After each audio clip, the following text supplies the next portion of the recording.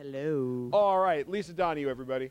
So, Lisa, agencies have no role in the 21st century. Discuss. Oh, really? That's where you want to go? There's nothing more important than the agency. Yeah, give it up for that. Thank you. Thank you. Strategy and integration. Okay, go ahead. So, at the end of the day, we're looking at a world that is still going to need significant amount of integration of data, all the data sources that are coming in, and data is going to empower analytics and creativity. And you need to have someone that knows how to integrate that and turn that into strategy. Because at the end of the day, we're still going to be building brands. So this is the hardest time ever to build brands. And if I'm a client and I come to Starcom and I say, look, I am a very established legacy brand, that's one set of issues. What do you tell a new brand, a group that wants to just start now? How do you even begin to get scale today? Well, I think one of the first things we all tell them, and it's true more than ever now in our industry, is that it is a combination of art and science. You know, a lot of time what we try to do is run to either the shiny object or make things black and white. So it becomes the data story, and everybody thinks that's it, that's the next coming, and we need to focus on that. But we need both the art and the science to build brands, and that's what we would tell a new brand. You need to have a rich human understanding of the people you want to build a relationship with, and then you want to leverage the data to find those audiences, as well as to serve up dynamic messaging, a la what we were just talking about with native advertising. So we tell any brand that have the human understanding, use the data, pinpoint your audiences, and then speak to them effectively. How big of a role are the pure numbers now? There's so much information, there's so little knowledge. Everybody's talking big data. I don't know what big data means. It's a group of words that everybody likes to talk about. Sounded good, whoever created it, right? Yeah, no, big data. It's like, okay, that means a big pile of data.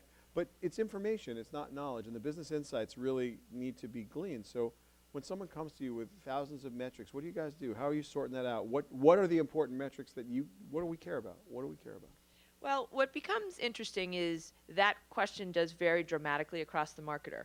At the end of the day, you're always going to care about sales, whatever that may be, for whatever product or service that they're providing. That's true. But you're also going to care about, I'll call them the brand health metrics, right? Because that's about building relationship with the consumer. So you're going to want to understand how your brand health metrics are moving as well.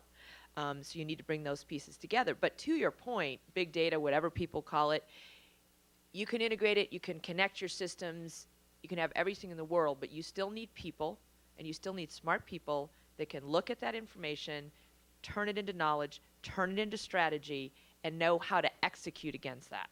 Yeah. So transmedia, cross-media, multi-platform, omni-platform, there's like 400 names for it. Discuss. It's all just converging, right? And actually what I would throw out is you're seeing increasingly the rise of the operating system, and particularly vis-a-vis how you're going to leverage data. So you take any of these audience operating systems that are being built, and particularly if you move to this cookieless world where you're going to have people take their data, close wallet, they're going to create their own operating system, but then that will just go out across numerous channels. So yeah, I don't even know what cross-channel is, but I do see what's more important, and what's rising is the importance of the operating system and to understand how to work in a world of operating systems.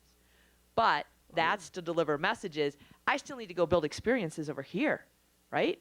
Because I can get smart about audiences, and I can get effective, and I can serve dynamic advertising, but what I still want to do is have a value exchange with the consumer, build an experience that is going to really imprint my brand in their heart and mind.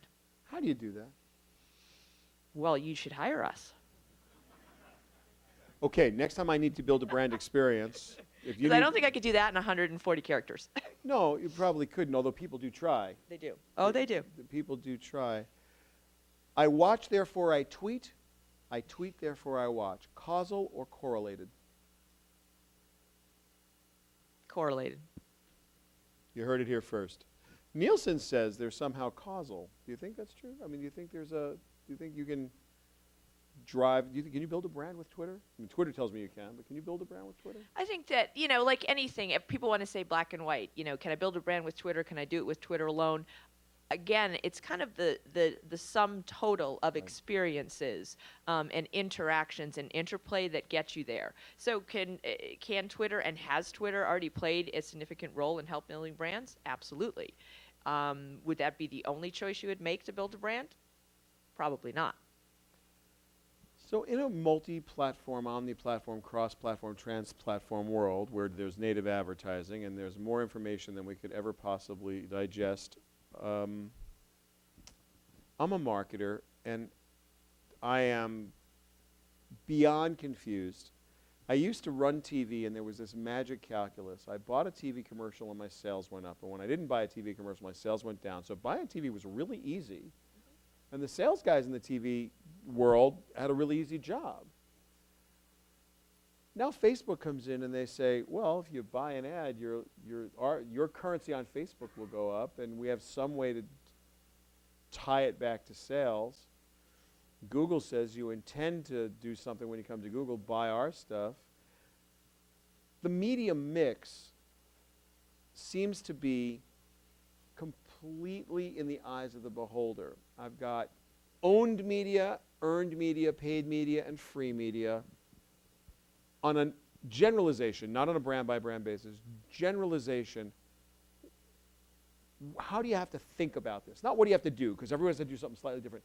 How do you have to think about owned, earned, paid, and free right now from an agency perspective? Well, on the simplest level, you have to think about how they do all work together, and you have to think about how you are going to build or evolve your modeling practice to account for that. You know, so everyone here knows attribution modeling and the important role that that has played. Hold on. Does everybody here know attribution modeling? Would you explain attribution modeling to those who were courageous enough to say no? Well, on a simple level, most of how the industry was built was taking a look at market mix modeling, which was looking at going backwards in the rearview mirror, how did individual channels perform? The CPGs were the ones that typically had spent the most money building this. Consumer packaged goods spent most of the money building this practice, and for a long time it was very effective. You understood your ROI from TV, from print, and from radio. Return on investment. I'm giving the people more credit then. No, Okay. I'm just doing it because, you know, it's more fun now. My translator here. It's good. All right, I'll throw another one out there in a minute. And it was very effective for a while, but it was each channel in a silo. It was, you know, basically the paid advertising, and you would allocate your money based on that.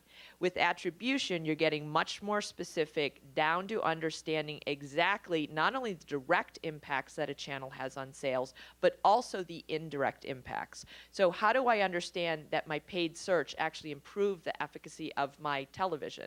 How do I know that my television that was running actually improved the efficacy of my social? And this is work that typically has been easy to start the attribution in the digital space because you have more data.